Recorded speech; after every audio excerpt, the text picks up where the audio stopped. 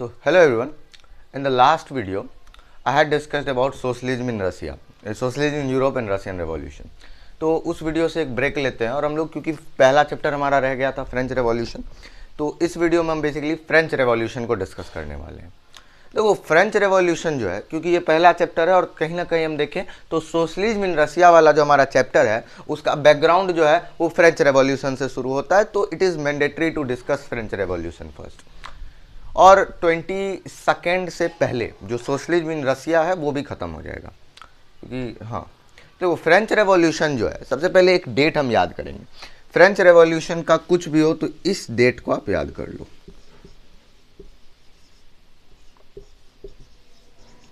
तो इस डेट को हमने क्यों लिखा, देखो इस दिन क्या हुआ था, वहाँ एक फोर्ट था बेस्टाइल, ये कहाँ, फ्रांस में।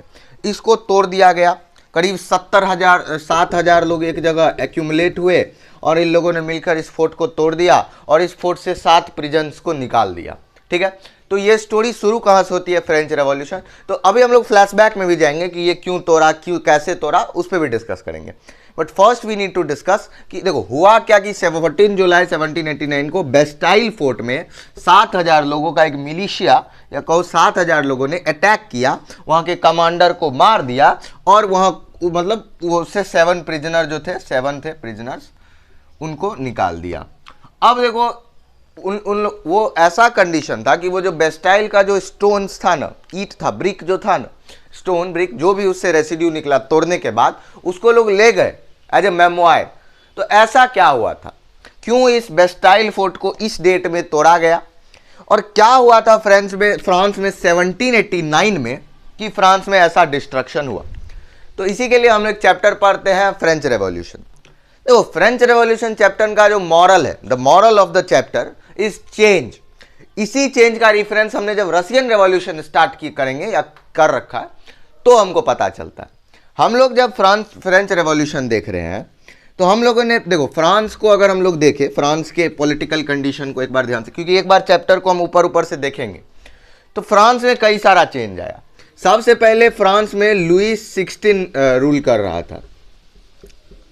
लुईस 16 फ्रांस में रूल कर रहा था। लुईस 16 को हटा दिया गया और नेशनल असेंबली का गवर्नमेंट आ गया। ठीक है, फिर नेशनल असेंबली को भी हटा दिया गया और कन्वेक्शन आ गया।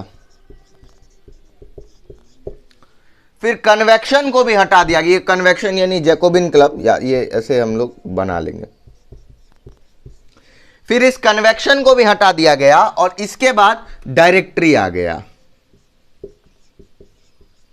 ये एक टर्म है, ये काइंड ऑफ गवर्नमेंट। और इस डायरेक्टरी को हटाने के बाद फिर से नेपोलियन आ गया। अब अगर हम इस ग्राफ को समझ जाएं तो यही हमारा जो है पाथ बन जाएगा कि इसी के थ्रू हमको जाना है और चैप्टर को खत्म करना है। ये हमारा एक पाथ बन जाएगा। कैसे, तो देखो जैसे हम फ्रेंच रेवोल्यूशन स्टार्ट करेंगे तो सबसे पहले हम रखेंगे कि लुईस 16 राजा है फ्रांस का। ये कब की बात है, तो 1782 के आसपास लुईस 16 फ्रांस का राजा बन गया था। ये बॉर्बन फैमिली से बिलोंग करता था और इसके जो राज था वो वही इसके मतलब हेरिडेटरियल डायनेस्टिक रूल चल रहा था। तो बात हुआ कि लुईस 16 को हटा दिया गया करीब 1792 के आसपास, या कहो 91 में ही। तो it was the date September 1792 जब लुईस 16 को मार दिया गया, इवन गुलेटिन कर दिया गया था। तो लुईस 16 था, उसको हटा के नेशनल असेंबली का गवर्नमेंट आया। नेशनल असेंबली एक कह सकते हैं डेमोक्रेटिक गवर्नमेंट थी। नेशनल असेंबली डेमोक्रेटिक थी। लुईस 16 तो मोनार्क था, लेकिन फिर भी नेशनल असेंबली को क्यों हटाया गया, क्योंकि ये रिचर लोगों की गवर्नमेंट थी, अमीर लोगों की गवर्नमेंट थी। इसको हटा के आया जैकोबिन क्लब। इसको हटा के क्या आया, जैकोबिन क्लब आया। लेकिन जैकोबिन क्लब को भी हटा दिया गया कि रॉबेस्पायर जो था was the leader of the Jacobin club, was मतलब perching the republic in a very high manner. ठीक है, वो रिपब्लिक स्टेट बनाया। ये भी डेमोक्रेटिक था लेकिन कहीं ना कहीं रिचर का था, रिचर सेक्शन ऑफ सोसाइटी का था। जब कन्वेक्शन आया यानी जैकोबिन क्लब की गवर्नमेंट आई तो रॉबेस्पायर जो था अपने रूल को, अपने थॉट को कुछ ज्यादा ही लोगों पे पर्च करने लगा। ठीक है, इवन वो क्या किया कि ब्रेड जो है ना, ब्रेड ऑफ इक्वेलिटी बनाया कि सब एक ही काइंड ऑफ ब्रेड खाएंगे। और रॉबेस्पायर के जो अगेंस्ट जाता था उसको गुलेटिन करने लगा।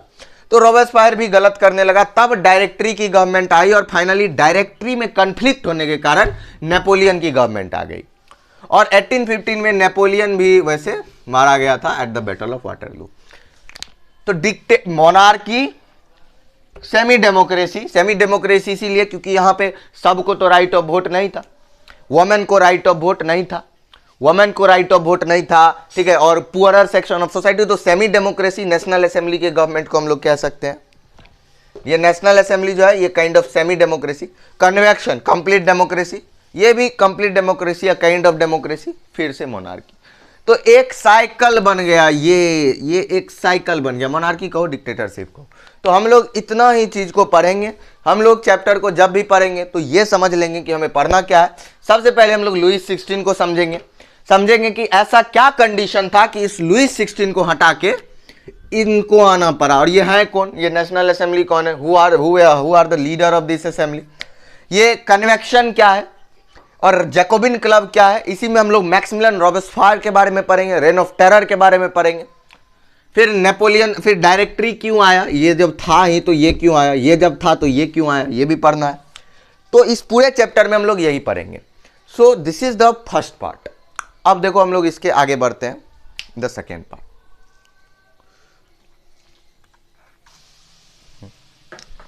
तो देखो हम लोग ने पहले माइंड मैप पढ़ लिया कि क्या चल रहा था वहां पे, एक तरह से चैप्टर का मैप बना लिया। अब देखो फ्रांस में एक कंडीशन बन के आ रहा था उन दिनों जिसको हम लोग कहते हैं सबसिस्टेंस क्राइसिस। देखो सबसिस्टेंस क्राइसिस क्या है, तो इस एक्सट्रीम सिचुएशन को कहते हैं an extreme situation when basic needs of livelihood got endangered। तो सबसिस्टेंस क्राइसिस एक कंडीशन है, sorry for this writing, board पे आई एम नॉट कंफर्टेबल अभी तक तो नहीं। तो वो एक an extreme condition, an extreme situation when basic needs of livelihood got endangered। तो सबसिस्टेंस क्राइसिस एक वैसा कंडीशन है जब हमारा बेसिक नीड ऑफ लिवलीहुड खतरे में आ जाए। इस चीज को देखो, जैसे कि बेसिक नीड ऑफ लिवलीहुड क्या है, फूड, शेल्टर और क्लॉथ्स। तो ऐसा सिचुएशन आ गया फ्रांस में कि लोगों को फूड तक की स्कैरसिटी आ गई। इसी सिचुएशन को हम लोग कहते हैं सबसिस्टेंस क्राइसिस। तो 2 मार्क का क्वेश्चन बनता है, what do you mean by the term subsistence crisis. So subsistence crisis is a extreme situation when the basic need of livelihood of a person got endangered. अब देखो ये France में subsistence crisis आया, लेकिन एक question होता है why. Reason क्या है फ्रांस में सबसिस्टेंस क्राइसिस आने का, अब हम लोग इस पर डिस्कस करते हैं। तो सबसिस्टेंस क्राइसिस आने का रीजन क्या, देखो रीजन सबसिस्टेंस क्राइसिस आने का है पॉपुलेशन बूम इन फ्रांस। एक ही रीजन जो एनसीईआरटी में दिया हुआ है वो है पॉपुलेशन। 1750s में, 1715 से 1789 में, 1715 में फ्रांस का पॉपुलेशन था 23 मिलियन और 1789 में ये हो गया है 28 मिलियन, यानी करीब 5 मिलियन पॉपुलेशन ग्रोथ फ्रांस में देखने को मिला। अब आज के हिसाब से ये 5 million population growth is normal नहीं, बट मतलब एवरेज, कोई दिक्कत नहीं। लेकिन उस समय ये बहुत ज्यादा था। इससे कंडीशन क्या निकला, इससे कंडीशन निकला फूड स्कैरसिटी का कंडीशन निकल गया। खाना फ्रांस में कम हो गया क्योंकि जो प्रोडक्शन था वो कम हो रहा था, लेकिन पॉपुलेशन बूम के कारण जो डिमांड था वो ज्यादा था, इसीलिए कमी आ गया। तो फ्रांस में हम लोग बोलेंगे पहले कि देखो फ्रांस में सबसिस्टेंस क्राइसिस का कंडीशन था। सबसिस्टेंस क्राइसिस के कंडीशन होने के कारण ये सबसिस्टेंस क्राइसिस क्या है, तो we have defined subsistence crisis कि एक extreme condition when the basic need of livelihood of a person got endangered. उसके बाद हम लोगों ने देखा कि सबसिस्टेंस क्राइसिस क्यों आया। तो सबसिस्टेंस क्राइसिस इसीलिए आया क्योंकि 1715 में फ्रांस का पॉपुलेशन 23 मिलियन था, जो 1789 में जाके कितना हो गया, 28 मिलियन हो गया। इसके कारण क्या हुआ, फूड स्कैरसिटी बढ़ गया, प्रोडक्शन अब कम हो रहा था, डिमांड ज्यादा। उसमें अगर एक्सट्रीम वेदर सिचुएशन आ जाता था तो कंडीशन बद से बदतर। तो इसका इंपैक्ट ये पड़ा, ये जो सबसिस्टेंस क्राइसिस है इसका इंपैक्ट ये पड़ा कि prices of bread rose, bread का प्राइस बढ़ गया। इसके इंपैक्ट में क्या बढ़ा, ब्रेड का प्राइस बढ़ गया, गैप बढ़ गया, रिच और पुअरर के बीच में गैप बढ़ गया, और रिच रिचर होते गया, पुअरर पुअरर होते गया। वेज जो था वो इस पेस को मेंटेन नहीं कर पाया। ठीक, तो क्या क्या हुआ सबसिस्टेंस क्राइसिस के कारण, प्राइसेस, चीज सामान का प्राइस बढ़ गया, रिच और पुअर के बीच में जो गैप था वो बढ़ गया, prices of the good rose, the gap between rich and poor rose, और जो वेज था वो इस चीज को मैनेज नहीं कर पाया, वेज नहीं बढ़ रहा था, प्राइस बढ़ रहा था। तो ये हो गया फ्रांस का कंडीशन। इससे हम लोग समझ सकते हैं कि फ्रांस का इकोनॉमिकल कंडीशन कैसा था। अब एक बार हम मूव करते हैं फ्रांस के सोसाइटी के तरफ। ठीक है, इकोनॉमिकल कंडीशन क्लियर हो गया। अब हम लोग फ्रांस के सोसाइटी को समझने की कोशिश करेंगे। सबसिस्टेंस क्राइसिस आया हुआ है, क्या है subsistence crisis, main reason of subsistence crisis को हम लोग डिस्कस कर लिए। फ्रेंच इकोनॉमी क्लियर है, क्योंकि किसी भी अगर रेवोल्यूशन को समझने से पहले we need to understand the background of the revolution. कोई भी रेवोल्यूशन ऐसे नहीं होता है, उससे पहले उसका कोई ना कोई बैकग्राउंड होता है। तो इसका भी बैकग्राउंड ये है कि ये जो सबसिस्टेंस क्राइसिस की कंडीशंस। अब देखते हैं हम लोग फ्रांस की सोसाइटी कैसी थी।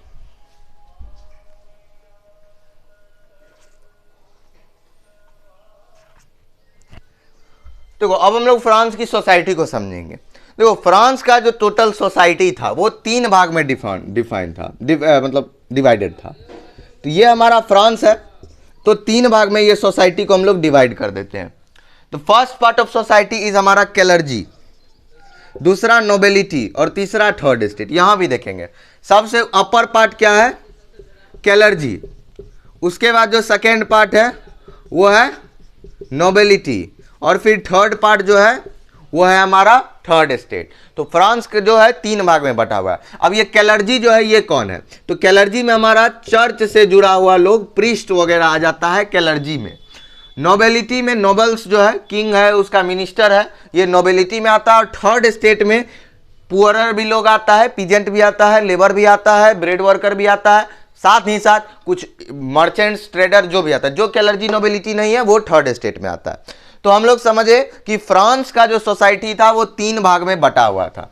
अब जब टैक्स देने की बात आई तो क्लर्जी जो था यानी चर्च से जुड़े लोग, ये फर्स्ट स्टेट, ये सेकेंड स्टेट, ये थर्ड स्टेट। फर्स्ट स्टेट का नाम क्लर्जी है, सेकेंड स्टेट का नाम नोबेलिटी है, और थर्ड स्टेट में बाकी सारे लोग। जब टैक्स देने की बात आई, जब फ्रांस में टैक्स देने की बात आती थी तो क्लर्जी वो को टैक्स नहीं देना रहता था, ना ही नोबेलिटी को टैक्स देना रहता था। टैक्स जो देना रहता था वो सिर्फ इस थर्ड स्टेट को देना पड़ता था। ये कंडीशन था फ्रांस का। ठीक है, तो हम लोग ने देखा कि फ्रांस में क्या है, 3 स्टेट्स है, 3 स्टेट है। पहला स्टेट है क्लर्जी का, दूसरा स्टेट, मेरे साथ बोलना है, पहला स्टेट है क्लर्जी का, दूसरा स्टेट है नोबेलिटी का, और तीसरा थर्ड स्टेट है। टैक्स किसको देना पड़ता है, इस थर्ड स्टेट को, ना इनको ना इनको, इसलिए इस थर्ड स्टेट को प्रॉब्लम है। पहली बात। दूसरी बात, एक और चीज हम लोग समझेंगे, फिर हम लोग थर्ड स्टेट में भी एक बार कुछ देखना है। देखो, थर्ड स्टेट जो है उसमें भी सब गरीब नहीं थे। क्लर्जी नोबेलिटी तो अमीर नहीं थे, एक तो टैक्स नहीं देना रहता था, दूसरा उनको बहुत सारा प्रिविलेज भी मिलता था। क्लर्जी नोबेलिटी का तो कंडीशन ठीक ही था।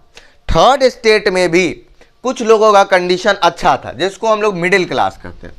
We will discuss middle class. तो अब हम लोग मिडिल क्लास को डिस्कस करते हैं। देखो, ये हमारा थर्ड स्टेट है। देखो, थर्ड स्टेट का जो ये अपर लेयर है, यानी कि लॉयर्स हो गए, मर्चेंट हो गए, ट्रेडर हो गया, मैन्युफैक्चरर हो गया, ये जो अपर क्रीमी लेयर है थर्ड स्टेट का, ये लोग अमीर थे, ये लोग काफी प्रोस्पेरियस भी थे। ठीक है, कंडीशन ये था फ्रांस का। पहले तो क्लर्जी ऊपर है, उसके बाद नोबेलिटी है, उसके बाद थर्ड स्टेट आ रहा है। थर्ड स्टेट, फ्रांस का 90% पॉपुलेशन थर्ड स्टेट में था। अब सोचने वाली बात है कि फ्रांस का 60% जो लैंड है वो कहीं ना कहीं नोबेलिटी और क्लर्जी के पास ही था। ये याद रहा, एनसीईआरटी का डेटा है, 90% पॉपुलेशन थर्ड स्टेट था। और थर्ड स्टेट का ये अपर लेयर जो है, ये जो थर्ड स्टेट का क्रीमी लेयर है, थर्ड स्टेट में भी सब गरीब नहीं है, कुछ लोग थर्ड स्टेट में भी अमीर है, प्रॉस्पेरियस है। अब क्वेश्चन आता है ये मर्चेंट ट्रेडर, मैन्युफैक्चरर वगैरह अमीर कैसे हो गए? तो ओवरसीज ट्रेड से। अगर हम लोग 8th क्लास पढ़े हैं तो हम लोग देखे हैं कि ये 18th सेंचुरी का ही वो टाइम था जब ओवरसीज ट्रेड अपने पीक पे था, और ये मर्चेंट ट्रेडर अमीर भी इसी से हुए, ये ओवरसीज ट्रेड से अमीर हुए, ठीक है, इसी that's why they are rich, ये लोग अमीर थे। तो अभी तक हम लोगों ने क्या पढ़ा कि जो फ्रांस की सोसाइटी थी that was divided into 3 different parts. पहला पार्ट है हमारा फर्स्ट स्टेट कैलर्जी, दूसरा पार्ट है हमारा नोबिलिटी, और कैलर्जी नोबिलिटी को टैक्स देना नहीं पड़ता था, लेकिन 60% about 60% of the land in France ये इनके ऑक्यूपाइड रहा करता था। उसके बाद हम लोगों ने देखा कि जो थर्ड स्टेट है वो उसमें 90% पॉपुलेशन थर्ड स्टेट में है, और थर्ड स्टेट में भी कुछ लोग, सब नहीं, थर्ड स्टेट के कुछ लोग रिच और प्रोस्पेरियस हुआ करते थे। उन कुछ लोगों को हम लोग कहते हैं मिडिल क्लास पर्सन्स, ठीक है। तो हमने फ्रांस के सोसाइटी को भी अच्छे से समझ लिया है। अब इन द नेक्स्ट वीडियो हम लोग थोड़ा सा और मिडिल, ये कुछ लोग को क्या कहते हैं, ये जो रिच प्रोस्पेरियस पर्सन है फ्रांस के, इनको हम लोग मिडिल क्लास कहते हैं। तो अब नेक्स्ट पार्ट में हम लोग इस मिडिल क्लास पे डिस्कशन करेंगे with the discussion of middle class. NCERT book में, जो एनसीईआरटी में बुक है उसमें एक एक्टिविटी दिया हुआ है, so we will discuss that activity also. So there is the activity, इस एक्टिविटी को भी हम लोग डिस्कस करेंगे क्योंकि कहीं ना कहीं ये एक्टिविटी इंपॉर्टेंट है, ठीक है। तो let's start, let's move to a next slide.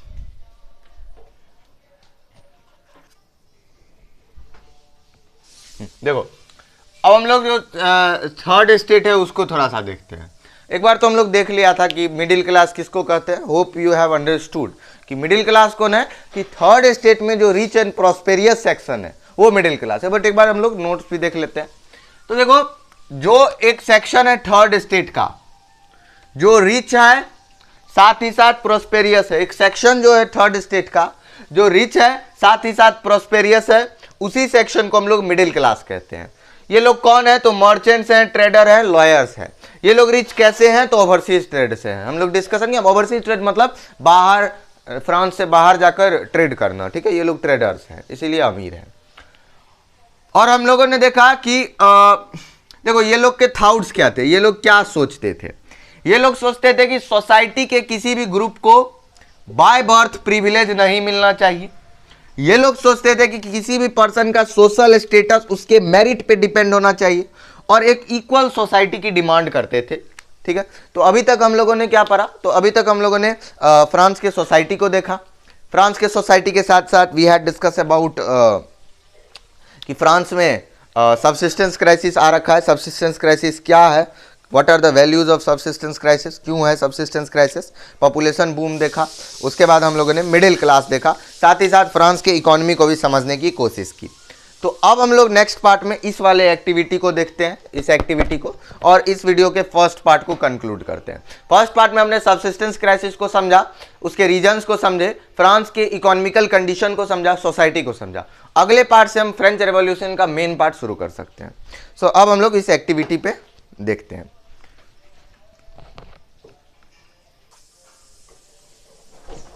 देखो तो ये जो एनसीईआरटी में दिया हुआ है ये वाला, इसको यहाँ पे हम देख सकते हैं। अब देखो इससे हम लोग सबसिस्टेंस क्राइसिस को थोड़ा समझेंगे भी। ये अच्छा एक्टिविटी था इसलिए I have included it in. So अभी तक हमने पहले ख़त्म क्या कर लिया, एक बार देख लेंगे। तो हमने इस हिस्से को फ्रेंच के सोसाइटी को समझ लिया है। 18th सेंचुरी में फ्रांस की सोसाइटी कैसी थी, एक दो पॉइंट्स रह गए हैं, तो we will discuss those point. इसके साथ साथ ही हम लोग मिडिल क्लास जो ग्रो कर रहा था उसको भी समझ लिया, हाफ पार्ट, ठीक है। देखो फ्रांस में जो था ये हार्वेस्ट, मान लो किसी साल खराब हुआ, इस एक्टिविटी को समझ रहे हैं। हार्वेस्ट खराब होने का क्या होगा, ग्रेन की कमी होगी। अब ग्रेन की कमी होगी तो प्राइस बढ़ जाएगा, ग्रेन की कमी होगी तो क्या होगा, प्राइस बढ़ जाएगा।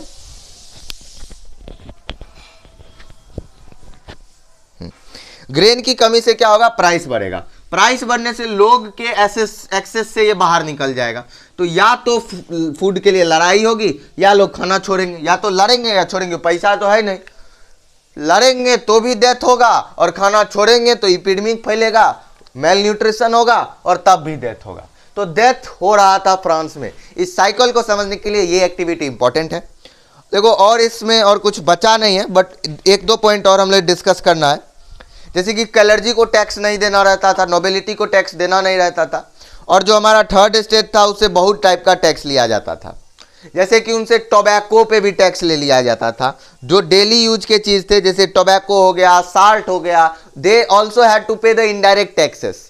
और कई तरह का टैक्स देना पड़ता था उनको चर्च में सर्विस देना पड़ता था, उनको किसी चीज़ के कंस्ट्रक्शन में सर्विस देना पड़ता था, टैक्स देना पड़ता था। टैक्स में दो टाइप का टैक्स होता था, तिथ और टेल, ठीक है।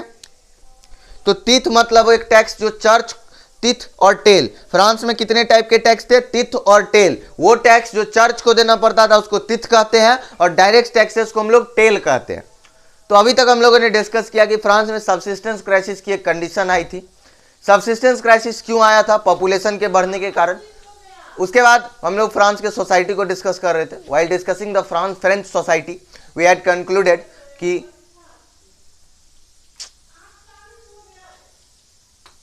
फ्रांस में मिडिल क्लास का ग्रोथ कंक्लूड कर लिए। मिडिल क्लास क्या है कंक्लूड कर लिए। फिर फ्रांस का सोसाइटी कैसे डिवाइडेड था, क्लियर। प्राइस जो टैक्सेस था, it had to pay to the middle class, had to pay those taxes, ये भी एक फैक्ट है।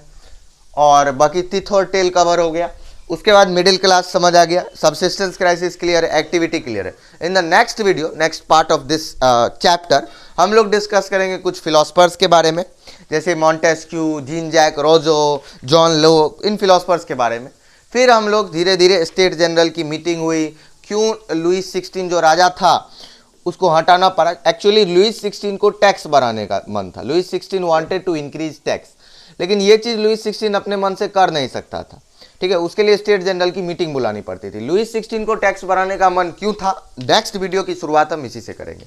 इस वीडियो में हमने बेसिकली फ्रांस के सोसाइटी को समझा, सबसिस्टेंस क्राइसिस को समझा, मिडिल क्लास को समझा, और साथ ही साथ एक एक्टिविटी भी देख लिया, तिथ टेल जो था उसको भी कंसिडर कर लिया। Thank you, have a nice day. Like subscribe करना है तो करो, अच्छा लगा तो करो, नहीं तो नो मैटर्स।